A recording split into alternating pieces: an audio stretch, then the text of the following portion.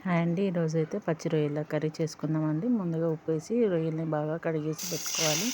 అలాగే గిన్నెలో ఆయిల్ వేసేసుకొని ముందుగా ఉట్టి రొయ్యల్ని వేయించేసుకోవాలి. ఎందుకంటే దీంట్లో వాటర్ చాలా ఉంటుంది కాబట్టి వాటర్ పోయేంత వరకు రొయ్యల్ని బాగా ఫ్రై చేసుకోవాలి. వాటర్ అంతా ఇంకే వరకు అలా ఉడకనివ్వాలి. అలా వాటర్ మొత్తం లాగేసుకున్నాక దాంట్లో కొంచెం అల్లం వెల్లుల్లి పేస్ట్, పసుపు, కారం వేసేసుకొని బాగా కలుపుకోవాలి. అలాగ బాగా కలిపాక కాసేపు ఉంచేసాక దాంట్లో కొబ్బరి పొడి వేసుకోవాలి. వేసుకున్నాక కొంచెం వాటర్ వేసుకొని కొంచెం బాగా ఉడకనివ్వాలి. ఉడకనిచ్చాక కాసేపు బాగా ఉడికాక ధనియాల పొడి వేసుకోవాలి, జీరా పొడి వేసేసుకొని మళ్ళీ కాసేపు ఉడకనిచ్చుకోవాలి.